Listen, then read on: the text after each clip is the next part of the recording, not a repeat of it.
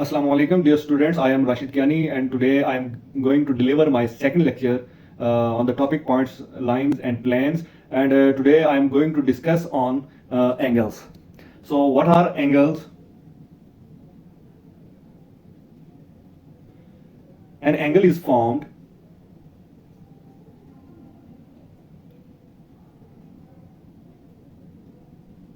when two lines or rays meet at a common endpoint.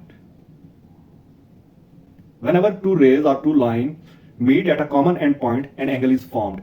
The common endpoint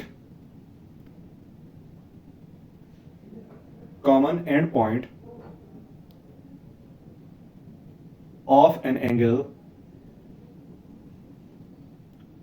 is called vertex.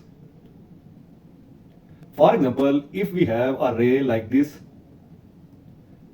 and another ray like this, let us name it as at this point is O, this point is A, and this point is B. So these are two rays meeting at point O. This is the common end point of these two rays. So this point is known as vertex, and hence the angle this is formed. तो जब भी दो raise किसी एक point ओ पे एक दूसरे के साथ मिलती हैं किसी एक एंड पॉइंट पे, तो वहां पे एंगल बनता है। और ये जो पॉइंट है जो कॉमन होता है दोनों रेज में, इस पॉइंट को हम क्या कहते हैं? इस पॉइंट को हम वर्टेक्स कहते हैं। यहां एक और चीज आपको पता होनी चाहिए, द वर्ड एंगल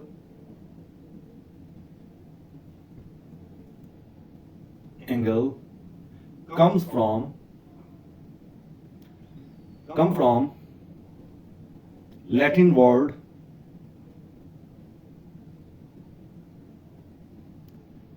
angulus,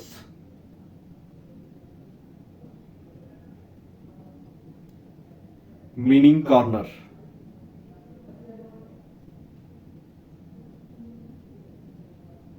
यानी ये जो वर्ड एंगल है ये एक लैटिन वर्ड है और इसका मतलब है कॉर्नर, कोना। यानी कि आप देख लें कि कहीं भी दो लाइंस एक दूसरे को मिलती हैं तो एक कॉर्नर जनरेट होता है और इसी कॉर्नर को हम एंगल कहते हैं।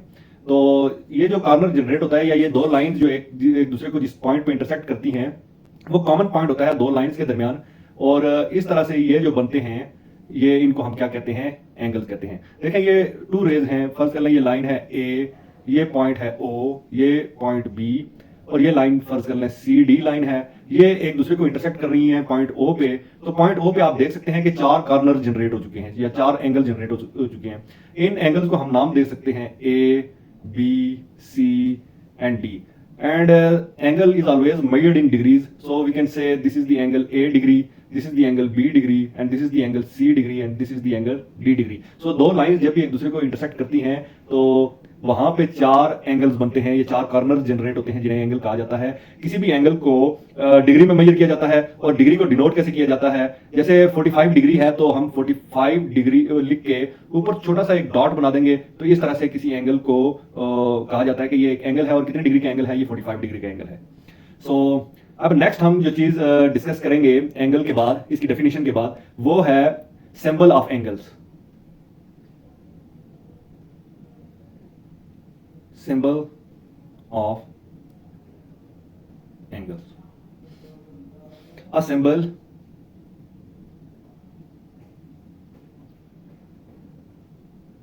this,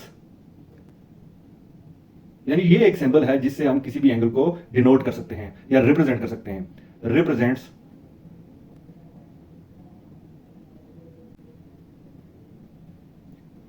एन एंगल, यानी ये जो सिंबल है ये एक एंगल को रिप्रेजेंट कर रही है। यानी जैसे आप इस डायग्राम में देखें तो यहाँ पे हमारे पास जो एंगल है वो है ए ओ, ए ओ बी, ये एक एंगल है हमारे पास, यहाँ हम इसको रीड कर सकते हैं बी ओ ए।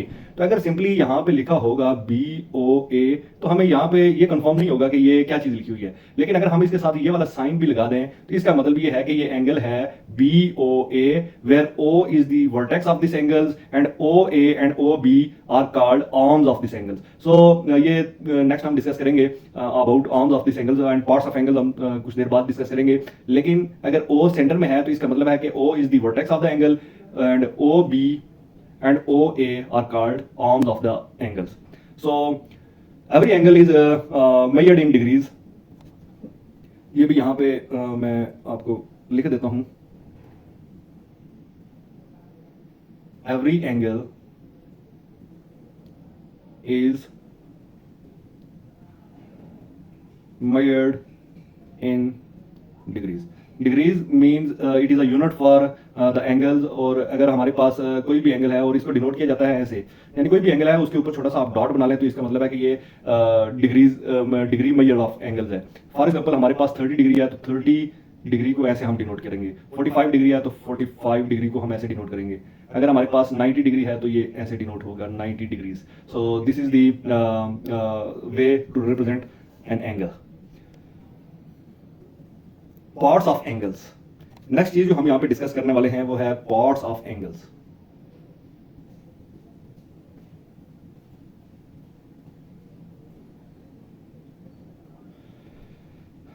सबसे पहली चीज वर्टेक्स, ये तो हमने डिस्कस कर लिया है, लेकिन वर्टेक्स की हम डेफिनेशन भी देख लेते हैं। What is vertex actually? Vertex, a vertex is the corner of the angle. A vertex is the corner of the angle। एक वर्टेक्स क्या होता है? किसी भी एंगल का एक कॉर्नर होता है और a point where two raised lines or sides meet, where two raised lines or sides meet, यानी वो पॉइंट जहां पे दो रेज, दो साइड्स या दो लाइंस एक दूसरे को मीट करती हैं उस पॉइंट को हम वर्टेक्स कहते हैं। Second part of the angle is known as arms. The two sides of the angle, the two sides of the angle joined at a common point, joined at a common end point, यानी ये angle की दो sides या दो बाजू जो कि किसी कॉमन एंड पॉइंट पे एक दूसरे के साथ जुड़े हों उसको क्या हम कहते हैं? आर्म्स कहते हैं। Third part of the angle is initial side.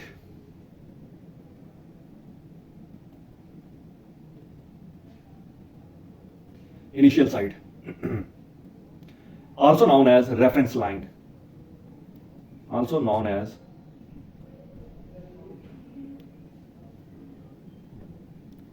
reference line।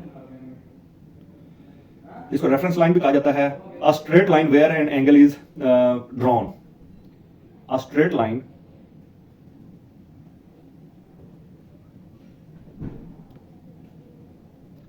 from where an angle is drawn। अच्छा, फिर फोर्थ पार्ट है, fourth part of the angle is terminal side.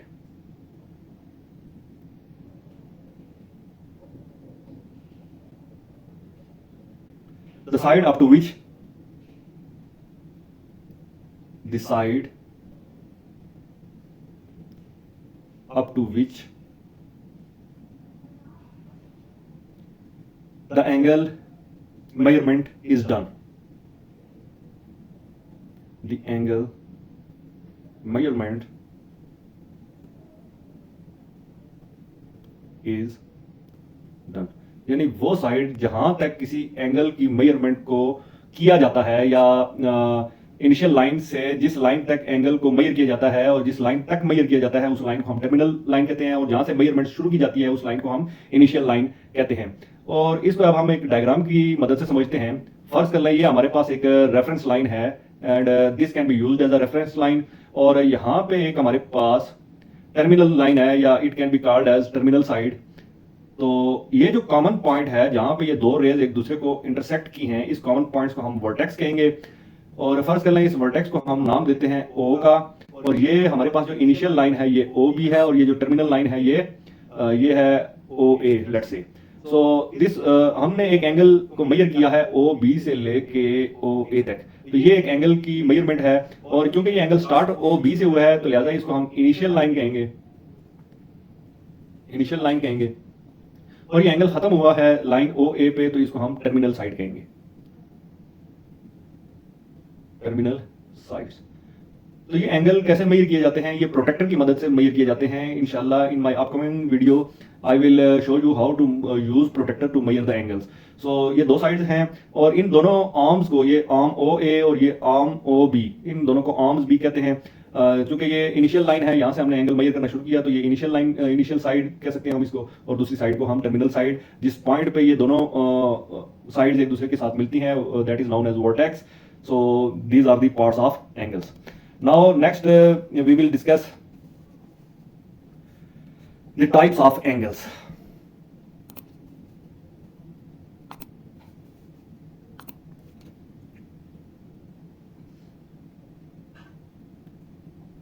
Types of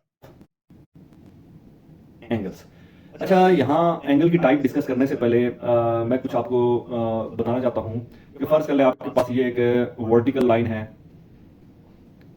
और इसको एक दूसरी लाइन इंटरसेक्ट करते हुए गुजर रही है, और ये एक हॉरिजॉन्टल लाइन है। ये दो लाइंस हैं जो कि एक दूसरे को इस पॉइंट O00 पे इंटरसेक्ट कर रही हैं।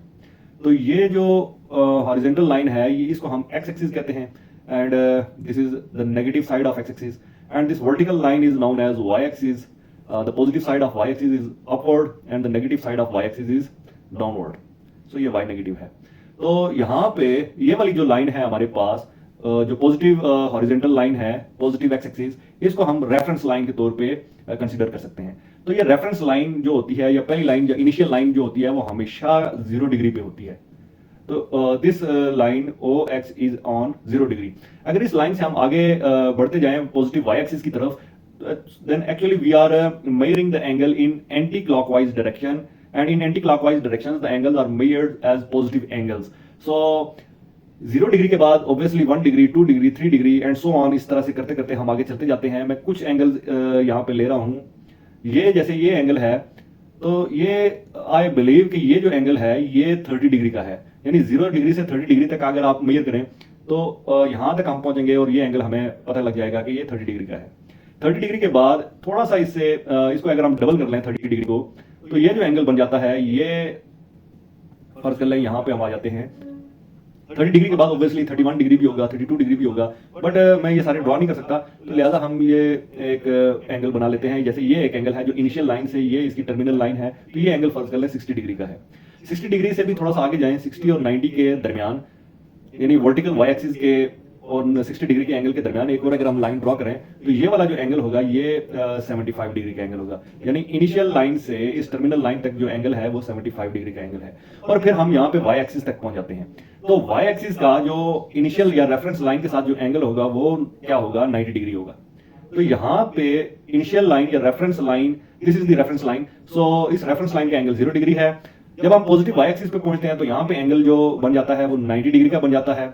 90 डिग्री से नेगेटिव एक्स एक्सिस तक हम पहुंचते हैं, तो ये जो टोटल एंगल होता है ये 180 डिग्री का होता है।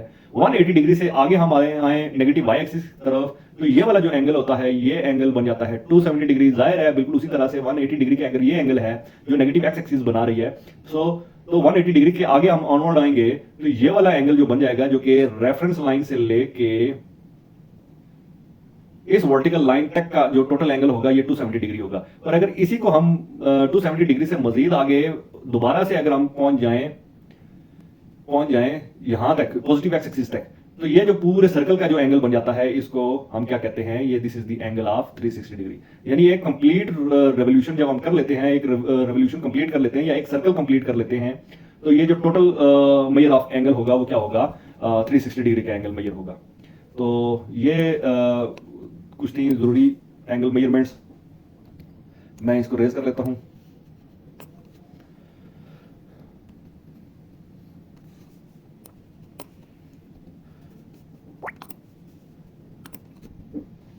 तो मैं एक दफा फिर से अगर इसको रिपीट करूं तो हमारे पास क्या होती है, ये एक वर्टिकल लाइन है, this is the horizontal line that is known as horizontal axis also.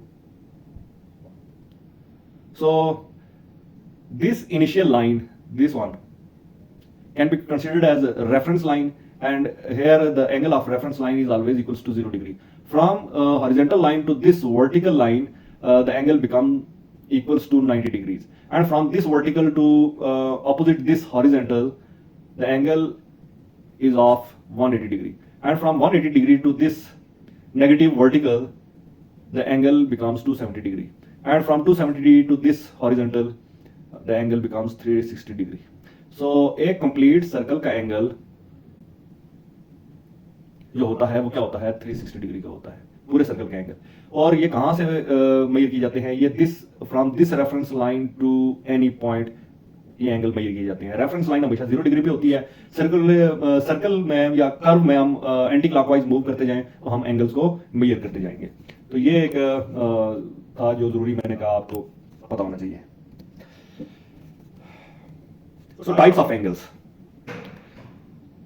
First of all, the first type of angle is acute angle. Acute angle. The angle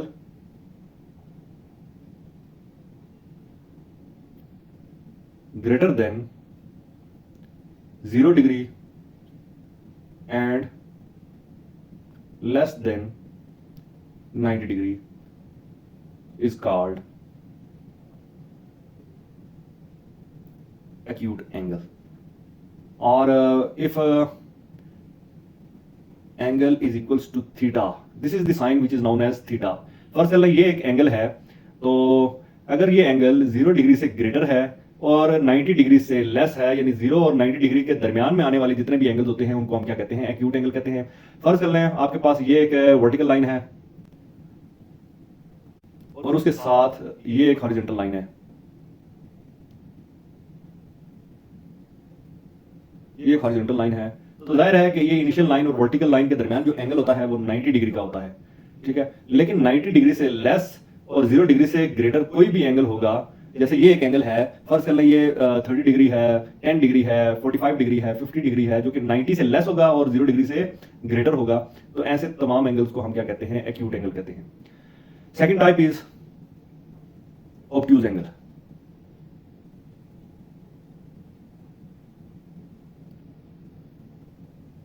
The angle greater than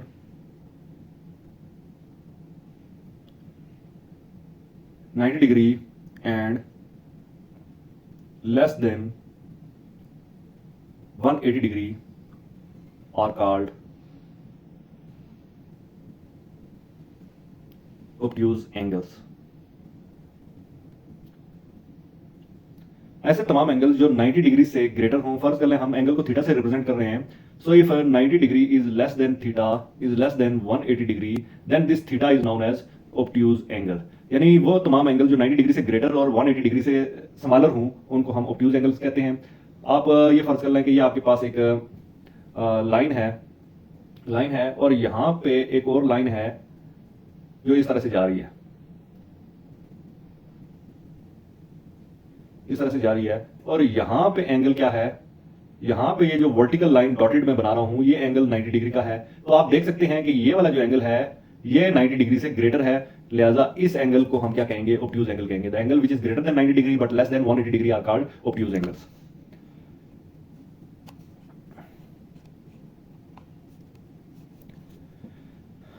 third definition है right angles.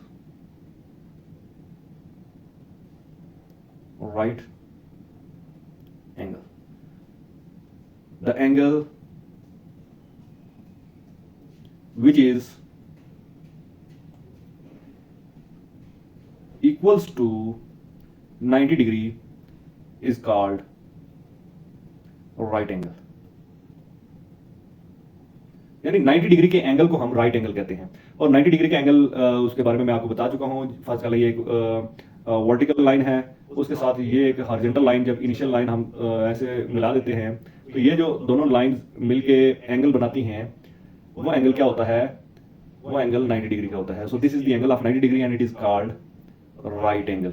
The angle of 90 degree is called right angle. और 90 degree का angle क्या होता है, first कर लें आप एक मकान बना रहे हैं और आपने बेस के ऊपर एक दीवार बनाई है, तो वो दीवार हमेशा 90 डिग्री के एंगल पे स्टैंड करती है। क्यों कि अगर वो 90 डिग्री से ग्रेटर होगी तो आउटसाइड रीजन में गिर जाएगी, और अगर 90 डिग्री के एंगल से वॉल जो है वो लेस होगी, लेस डिग्री पे अगर हम वो वॉल बनाते हैं तो वो इंटरनल साइड पे उसके गिरने के चांसेस होते हैं।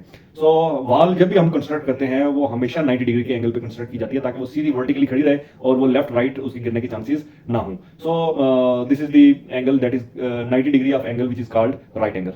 सो राइट एंगल की डेफिनेशन के बाद हम डिस्कस करेंगे straight angle.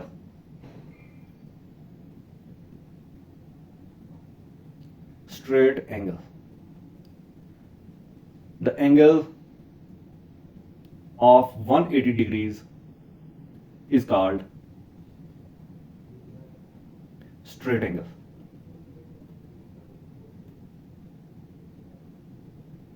Straight angle, let's say this is the straight line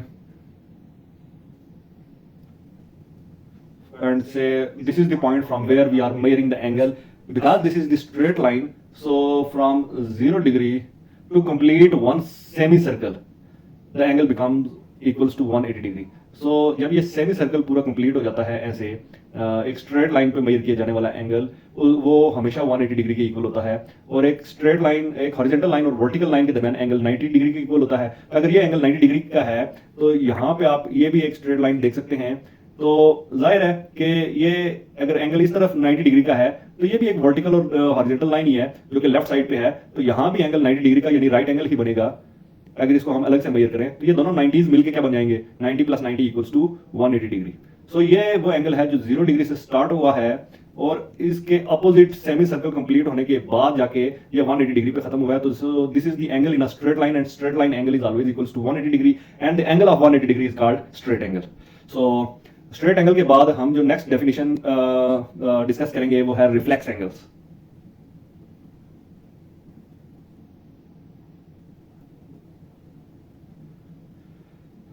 Reflex angles are the angles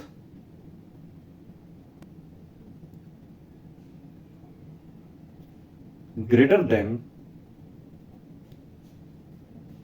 180 degree and less than 360 degree are called reflex angles। First कर ले angle theta है हमारे पास, if 180 degree is less than theta is less than 360 degree, यानी 360 degree और 180 degree के दरमियान में आने वाले एंगल को हम क्या कहते हैं, रिफ्लेक्स एंगल्स कहते हैं, जो कि 180 डिग्री से ग्रेटर होते हैं और 360 डिग्री से लेस होते हैं। फर्स्ट कर लें आपके पास ये एक एंगल है जिसको आप एक्यूट एंगल कहते हैं जो कि लेस देन 90 डिग्री का है। तो ये आपके पास एक इंटरनल एंगल एक्यूट एंगल है जिसको आप एक्यूट एंगल कह सकते हैं जो कि लेस देन 90 डिग्री का है, एक्यूट एंगल। तो इसके ऑपोजिट ये वाला जो एंगल है वो ऑब्वियसली 180 से ग्रेटर होगा और 360 डिग्री से लेस होगा, तो इस एंगल को हम क्या कहते हैं, रिफ्लेक्स एंगल्स कहते हैं। फर्स्ट कर लें आपके पास ये एक लाइन भी है, तो अगर ये फर्स्ट कर लें ये ऑब्ट्यूज एंगल है, this is an obtuse angle, तो obviously its opposite angle is greater than 180 degree and it is less than 180 degree, less than 360 degree, so this angle is known as reflex angle। Reflex angle. तो अगर आप किसी भी angle को ये first कर लें इस तरह से आपके पास दो लाइंस हों, ये point O A can be considered as a reference line and O B can be considered as a terminating line, and if the angle is measured from O A to O B then obviously this will be the angle which is greater than 180 degree and less than 360 degree, so this angle is known as reflex angle। So after the definition of reflex angle, I want to tell you a note which is an important one. The complete angle measures equals 360 degree. The complete angle measure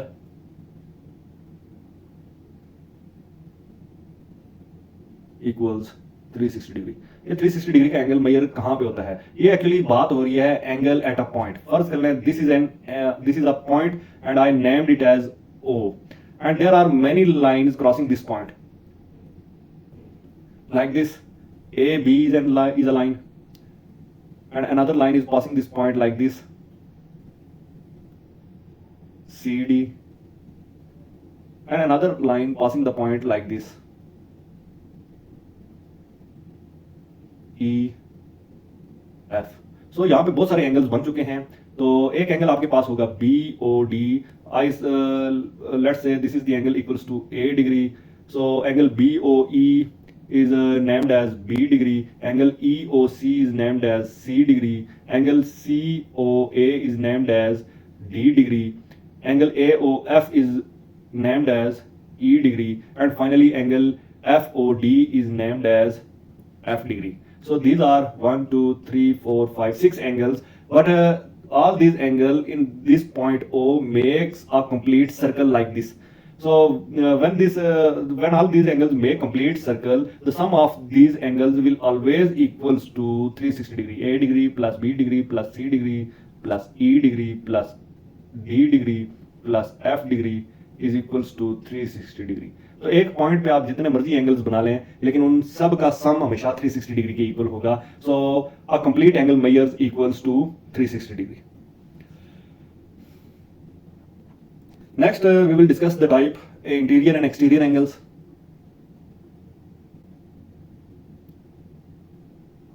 Interior angles and exterior angles.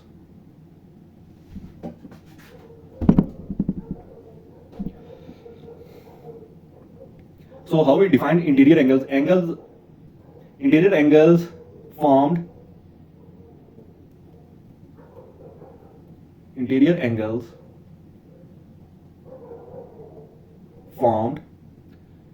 within or inside a shape.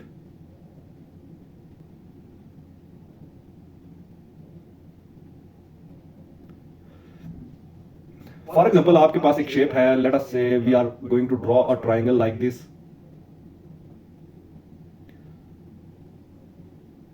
ये आपके पास एक geometrical shape है, एक triangle है। So let us name this triangle as ABC। तो आपके पास ये जितने भी एंगल्स हैं ये सारे के सारे इंटीरियर एंगल्स हैं। ये जो मैं ड्रॉ कर रहा हूँ ये सारे के सारे जो कि शेप के अंदर आते हैं, ये इनको हम क्या कहते हैं? इंटीरियर एंगल्स आते हैं कहते हैं। तो अगर हम इस लाइन BC को कुछ आगे एक्सटेंड कर दें एज अ रेफरेंस लाइन, तो ये अगर ये एंगल थीटा अगर इंटीरियर एंगल है तो इसके ऑपोजिट ये आउटसाइड रीजन में इस एंगल को क्या कहते हैं? ये एक्सटीरियर एंगल है। एंड इट शेप के इनसाइड जो अंदर होता है एंगल उसको हम क्या कहते हैं? Interior angles. ये इंटीरियर एंगल है और ये बाहर क्या है? एक्सटीरियर एंगल है। तो exterior angle are formed outside of a shape. So these are the definitions of exterior and interior angles. Next we will discuss the complementary angles.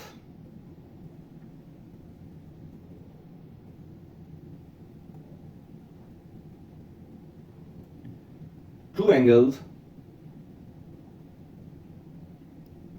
whose sum is 90 degree are called complementary angles. वो दो angle जिनका सम 90 degree का होता है, 90 degree के equal होता है, उनको हम कॉम्प्लीमेंट्री एंगल्स कहते हैं। For example 45 degrees plus 45 degree equals to 90 degree. So these two angles 45 and 45 are called complementary angles. और we can say 89 degree plus 1 degree equals to 90 degree. So these two angles are also called complementary angles. So 80 degree plus 10 degree equals to 90 degree. Because इन दो angles का सम 90 degree के equal है तो लिहाजा इन दोनों angles को हम क्या कहेंगे? Complementary angles. सो अगर आप इसको ड्रॉ करके देखना चाहते हैं, डायग्राम में समझना चाहते हैं, तो फर्ज कर लें आपके पास ये एक एंगल मैं इधर बना रहा हूं जो कि इक्वल होगा 90 डिग्री के। ये फर्ज कर लें ये एक एंगल है जो कि 90 डिग्री के इक्वल है एंगल, ये पॉइंट ओ, ये इनिशियल लाइन ए और ये टर्मिनेटिंग लाइन ओ बी। तो यहाँ पे अगर हम ये एक एंगल बना लेते हैं जो कि यहाँ तक भी एंगल 45 डिग्री है और ये वाला एंगल भी 45 डिग्री हो, तो ये दोनों एंगल्स का सम क्या होगा, ये दोनों एंगल्स का सम 90 डिग्री के इक्वल होगा, लिहाजा इन दोनों एंगल्स को हम क्या कहेंगे, कॉम्प्लीमेंट्री एंगल्स कहेंगे। Next definition is the definition of supplementary angles.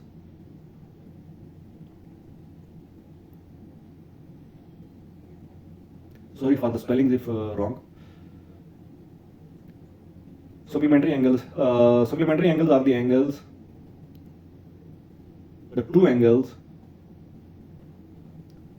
whose sum is